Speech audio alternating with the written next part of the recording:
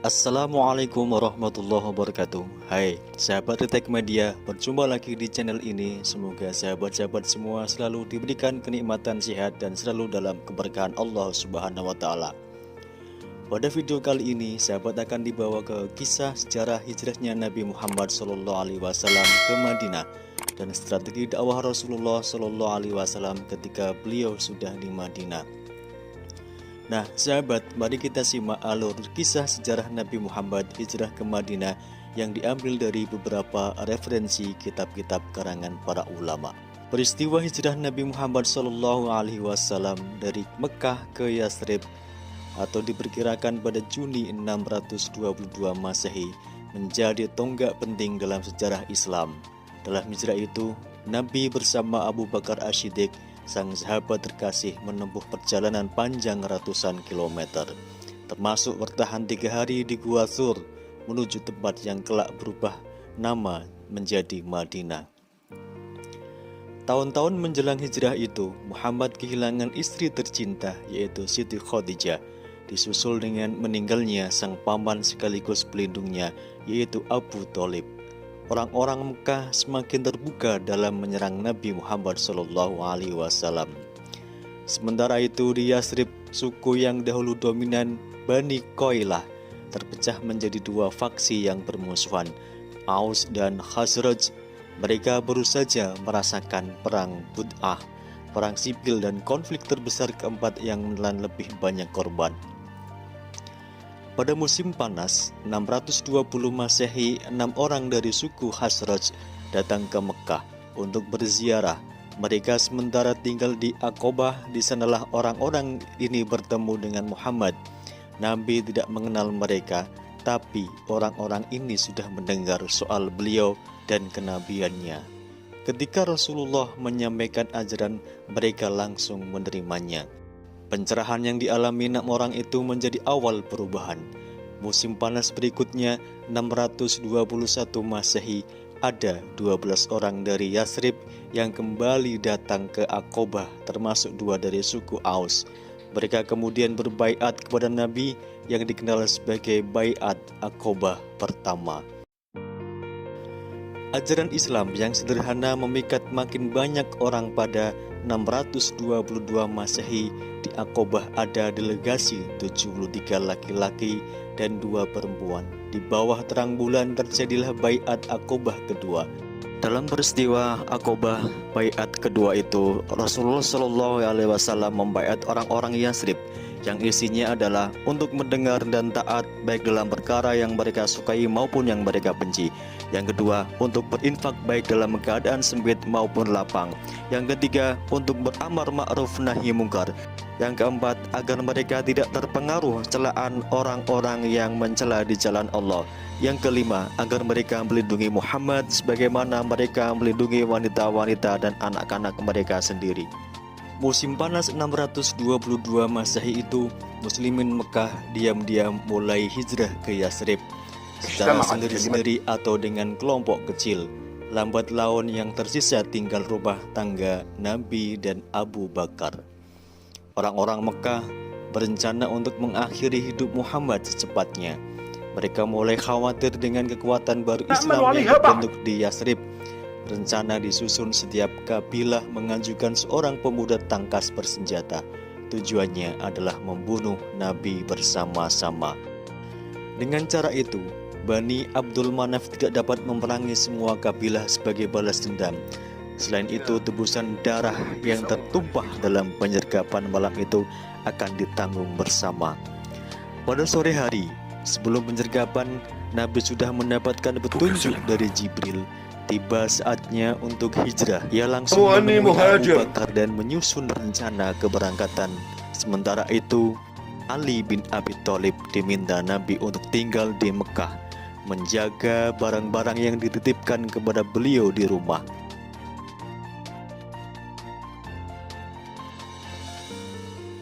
Sementara kaum kafir Quraisy merencanakan untuk membunuh Rasulullah dan mencegah para sahabat-sahabat mereka untuk berhijrah ke kota Yathrib. Sementara itu di waktu bersamaan Rasulullah SAW dan Abu Bakar As-Siddiq bersiap-siap untuk pergi meninggalkan kota Mekah dibantu oleh kedua anaknya Abu Bakar. Para pemuda yang bertugas membunuh Nabi sudah berjaga-jaga hingga malam. Ketika mendengar suara wanita di dalam rumah Nabi, Saudah, Ummu Kulsum, Fatimah, dan Ummu Aiman, mereka berpikir ulang.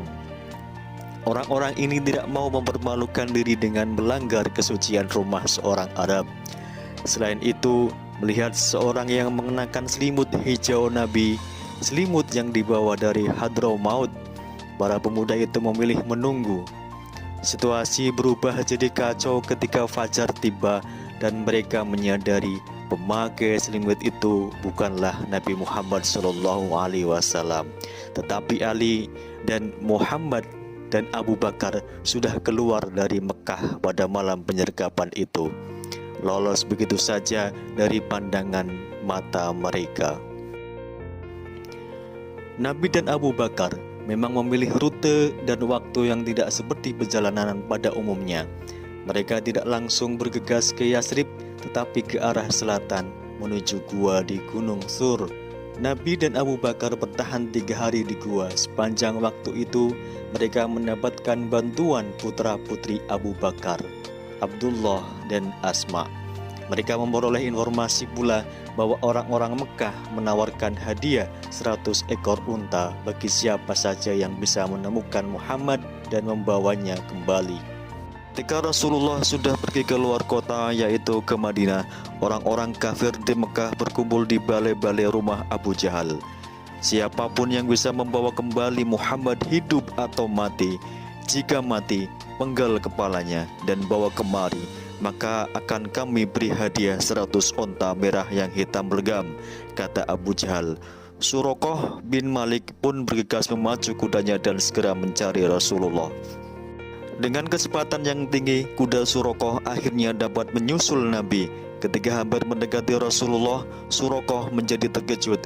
Kudanya meronta-ronta dan tidak mau berjalan, bahkan sampai 2 kali dia terjatuh. Dan kuda itu tetap diam, tidak mau berjalan. Wahai Muhammad, aku menyerah, kita berdamai, kata Suraqah memohon, dan dalam sebuah riwayat dia bertobat dan masuk Islam. Kemudian dia juga berjanji untuk menghalangi bagi pengejar yang lain untuk tidak mengikuti jalur rute yang Rasulullah lewati.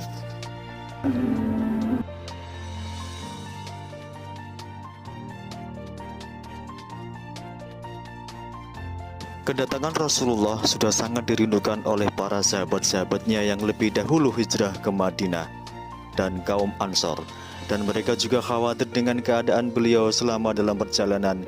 Ketika sampainya Rasulullah di Madinah, kerinduan kaum Ansor dan Muhajirin pun terjawab dengan tangisan kegembiraan dan penuh sukacita. Nabi yang selama ini diharapkan datang ke kota Yasrib benar-benar datang ke kota Yasrib. Banyak tawaran dari penduduk Ansor untuk bisa menjamu Rasulullah di rumahnya, dari kaum yang kaya sampai yang miskin. Namun kata Rasulullah menyuruh untahnya untuk memilih di rumah mana dia akan berhenti dan singgah. Dan terpilihlah rumah sahabat Ayub. Dia adalah orang yang hidupnya sederhana, namun di setiap doanya dia berharap kalau Rasulullah mau ke rumahnya kelak, dan doa itu pun terkabul.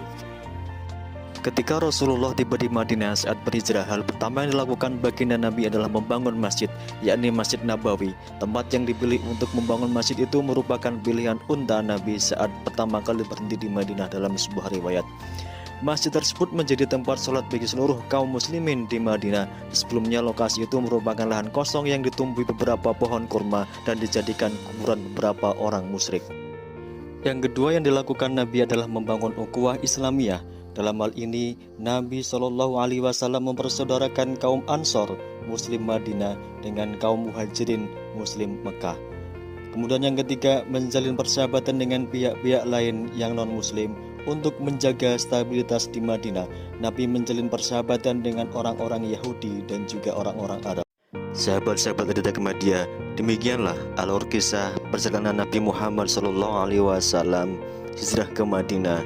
Semoga kita semua bisa mengambil hikmahnya, dan mudah-mudahan kita bisa meningkatkan segala keimanan dan ketakwaan kita kepada Allah Subhanahu wa Ta'ala. Terima kasih dan Saya undur diri. Wallahul muwaffiq ila aqwamit thoriq. Wassalamualaikum warahmatullahi wabarakatuh.